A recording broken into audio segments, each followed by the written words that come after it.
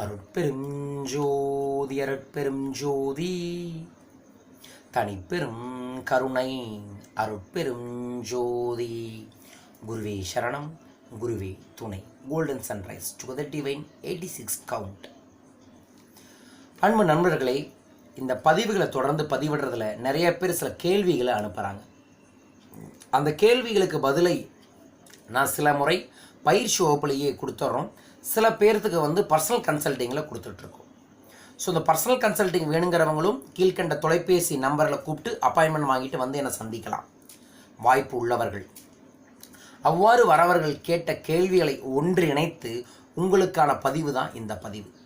பித்ரு வழிபாட்டை பற்றிய கேள்வி பதில் தான் இது. கேட்டவர்கள் வெவ்வேறு நபர்கள், பதில்களை கொடுத்தது நான். அதை பதிவை உங்களுக்கு கேள்வியையும் நானே இப்போது, பதிலும் நானே இப்போது. புரிந்து பயன்படுத்தவர்கள் மட்டும் நாம் பயன்படுத்துங்கள். ஒவ்வொரு மனிதனும் கட்டாயம் செய்ய வேண்டிய வழிபாடு எது? பித்ரு வழிபாடு.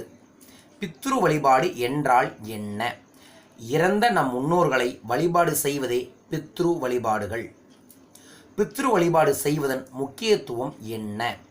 எல்லா வழிபாடுகளுக்கும் முதன்மையான பித்ரு வழிபாடாகும்.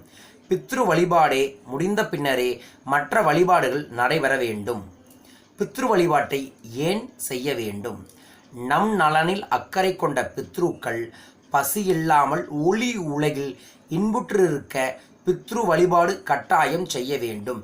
அவங்க ஒளி உலகம்னு ஒரு உலகத்தில் இருப்பாங்களாமா, அவங்களுக்கு பசி வரும். அந்த நேரத்தில் நம்ம கொடுக்கக்கூடிய காகத்திற்கோ மற்ற உயிரினங்களுக்கோ கொடுக்கக்கூடிய உணவு அவங்களுக்கு போகிறதா ஒரு ஐதீகம் இருக்குது. பித்ரு வழிபாட்டை யாரெல்லாம் செய்யலாம்?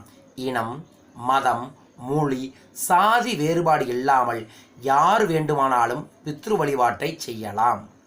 பித்ரு வழிபாட்டை தந்தை உயிரோடு இருக்கும்போது செய்யலாமா? தாராளமாக செய்யலாம். இறந்த முன்னோர்கள் தன் பசியார நம்மை எதிர்பார்த்து கொண்டிருப்பார்கள். உதாரணமாக, நம் தாத்தா அவரது மகன் உணவளித்தால் தானே சாப்பிடுவார், இல்லையே அவரது பேரப்பிள்ளைகள் நாம் உணவளித்தாலும் சாப்பிடுவார் தானே.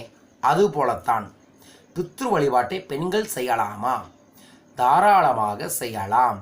அமாவாசை முடிவதற்குள் ராமன் பித்ரு வழிபாடு செய்ய இயலவில்லை. அதற்குள் சீதாதேவி பித்ரு வழிபாட்டை செய்து முடித்தார். ராமன் மீண்டும் பித்ரு வழிபாடு செய்ய தொடங்க தசரதர் அசிரீரியாக தாம் சீதாதேவி கொடுத்த எல் நீரால் பசியாறி விட்டதாக கூறினாராம். இதனை இராமாயணமே உறுதி செய்துள்ளது. ஆகையால் இராமாயணத்தில் ராமருக்கு பதில் நம் சீதாதேவியை பித்ரு வழிபாடு செய்துள்ளதால் பெண்கள் தாராளமாக பித்ரு வழிபாட்டை செய்யலாம். பித்ரு வழிபாட்டை எங்கே செய்வது சிறப்பு? கோவில்கள், நதிக்கரைகள், குளக்கரைகள், கடற்கரைகள், புண்ணிய தீர்த்தங்கள், ஜீவ சமாதி ஆகிய இடங்களில் நீங்கள் பித்ரு வழிபாட்டை செய்யலாம். பித்ரு வழிபாட்டை செய்ய சிறப்பான இடம் எது? இவ்வுலகில் பித்ரு வழிபாடு செய்ய எத்தனையோ இடங்கள் இருப்பினும் திருவண்ணாமலையில் செய்ய பித்ரு வழிபாடு 1000 மடங்கு பலன் தரக்கூடியது. பித்ரு வழிபாடு செய்ய திருவண்ணாமலையை விட சிறந்த இடம் உலகில் இல்லை. அண்ணாமலையாரே அங்கு இருப்பதால் நீங்கள் தாராளமாக பித்ரு வழிபாட்டை அங்கே செய்யலாம். அங்கு இருக்கக்கூடிய பெரியவர்களுக்கு, நீங்கள் சித்தர்கள் வழியில் இருக்கக்கூடிய சுவாமியார்களுக்கு உணவளிப்பதும் கூட பித்ரு வழிபாட்டின் ஒரு அங்கமே. பித்ரு வழிபாட்டை எப்போது செய்யலாம்? மாதப்பிறப்பு, அயனப்பிறப்பு, வருடப்பிறப்பு, கிரகண காலங்கள், அமாவாசை திதி ஆகிய காலங்களில் பித்ரு வழிபாட்டை செய்யலாம். கோவில் தலங்களில் செய்யும்போது எப்போது வேண்டுமானாலும் செய்யலாம். கோவில் தலங்களுக்கு கால வரையறை இல்லை. பித்ரு வழிபாட்டில் இடம்பெற வேண்டிய பொருட்கள் யாவை? தர்ப்பை, சுத்தமான நீர், கருப்பு எல் ஆண்களுக்கு, வெள்ளை எல் பெண்களுக்கு. ஆண்கள் கும்பிடும்போது கருப்பு எல்லை பயன்படுத்துங்கள், பெண்கள் கும்பிடும்போது வெள்ளை எல்லை பயன்படுத்துங்கள். ருத்ராட்சம், சங்கு ஆகியன. பித்ரு வழிபாட்டிற்கு எந்த மந்திரங்களை பயன்படுத்த வேண்டும்? வடமொழி அல்லது தமிழ் மந்திரங்களை பயன்படுத்தலாம். தமிழ் மந்திரங்கள் மிகவும் சிறப்பானவை, ஏனெனில் தமிழே மந்திர மொழி ஆகும். பித்ரு வழிபாட்டு முடித்துடன் செய்ய வேண்டிய முக்கிய செயல் என்ன? அன்னதானம் நிச்சயமாய் செய்ய வேண்டும். ஜீவகாருண்யத்திற்கு மோட்சமே அன்னதானம் என்று நம்ம வள்ளல் பெருமானும் சொல்லி உள்ளார். மற்ற உயிரினங்களுக்கு பசி ஆற்றுவதே மிகப்பெரிய புண்ணியம். தானத்தில் சிறந்த தானமும் அன்னதானமே. ஆகையால் பித்ரு வழிபாட்டை செய்பவர்கள் செய்து முடித்த பிறகு அன்னதானம் செய்வது மிகச் சிறப்பு. பித்ரு வழிபாட்டின் பயன்கள் யாவை? திருமணம், வேலை கிடைத்தல், குழந்தை பாக்கியம், செல்வச் செழிப்பு, குடும்ப முன்னேற்றம் இன்னும் பல. பித்ரு வழிபாடு செய்யாவிடில் ஏற்படும் துன்பங்கள் யாவை? பித்ரு தோஷம் மற்றும் பித்ரு சாபம் உண்டாகலாம். இது எல்லாம் தான் பித்ரு வழிபாட்டுக்கான கேள்விகளுக்கு நான் கொடுத்த பதில்கள். கோயிலுக்கு சென்று பித்ருக்களை வழிபட முடியாட்டியும் பரவாயில்லை, நீங்கள் இருக்கக்கூடிய இடத்துல இருக்கக்கூடிய பெரியவர்களுக்கு உங்களால் முடிந்த உணவுகளை தாருங்கள். மற்றவர்களின் பசியை ஆற்றுங்கள். முடிந்தவரை கண்ணுக்கு தெரியாத பெரியவங்களை வணங்குறத விட கண்ணுக்கு தெரிஞ்ச பெரியவங்களையும் வணங்குங்க.